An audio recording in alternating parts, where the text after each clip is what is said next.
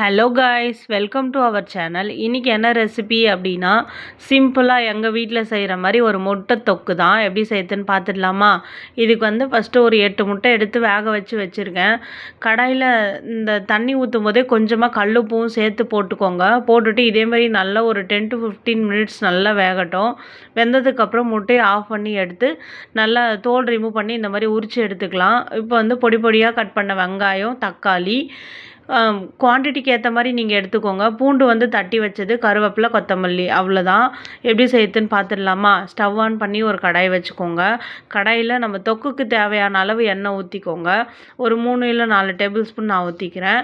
இதுக்கு வந்து கடுகு போட்டு நல்லா பொரிஞ்சதுக்கப்புறம் நம்ம தட்டி வச்ச பூண்டு எடுத்து அதில் போட்டுக்கோங்க.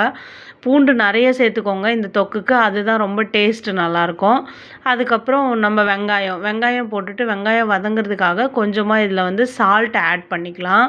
சால்ட் ஆட் பண்ணதுக்கப்புறம் இதில் கொஞ்சம் மஞ்சள் தூள் போட்டால் நம்ம அந்த முட்டை ஸ்மெல்லாம் வராது. அதுக்காக கொஞ்சம் நிறையவே சேர்த்துக்கலாம். போட்டுட்டு நல்லா வதக்கி விட்டுக்கோங்க. இந்த எண்ணெய் வந்து நீங்கள் ஊற்றும் போதே ஃபஸ்ட்டு கரெக்டாக ஊற்றிக்கோங்க வதங்கிறதுக்கு, நம்ம தொக்கு ரெசிபிக்கு எல்லாமே ஏற்ற மாதிரி. அவ்வளோதான். இந்த ஸ்டேஜில் வந்து கருவேப்பிலை கொஞ்சம் போட்டுக்கலாம். கருவேப்பிலை போட்டு நல்லா வதக்கிக்கோங்க. வெங்காயம் வந்து எந்த அளவுக்கு உங்களுக்கு வதங்குதோ அந்த அளவு நல்லா வரும் தொக்கு. இந்த அளவு வதங்கினா போதும். இப்போ வந்து தக்காளி நம்ம போட்டுக்கலாம். தக்காளி, வெங்காயம் பொடி பொடியாக கட் பண்ணி எடுத்துக்கோங்க. அவ்வளோதான். தக்காளி போட்டு நல்லா வதக்கி விட்டுருங்க. தக்காளியில் கொஞ்சம் லைட்டாக உப்பு போட்டுட்டு இந்த அளவு தக்காளி சூடு ஏறதுக்கப்புறமா தீ வந்து நல்லா மிதமாக வச்சுட்டு மூடி வச்சுருங்க. ஒரு 5 மினிட்ஸ் மூடி வச்சிங்கன்னா இந்த மாதிரி தக்காளி நல்லா சாஃப்டாக வெந்து வந்துடும். இதுக்கப்புறம் நம்ம நல்லா கிளறி திரும்பவும் இதே மாதிரி ஒரு 2 மினிட்ஸ் வந்து மூடி வச்சுக்கலாம். அப்போ தான் வெங்காயம், தக்காளி ரெண்டுமே ஒன்று சேர்ந்து நல்ல ஒரு அரோமா நல்லாயிருக்கும். அது வதங்கி நல்லா இந்த மாதிரி பாருங்கள் எண்ணெய் பிரிஞ்சு நல்லா வரும். இந்த ஸ்டேஜில் தான் நம்ம வந்து மிளகாத்தூள் வந்து ஆட் பண்ண போகிறோம்.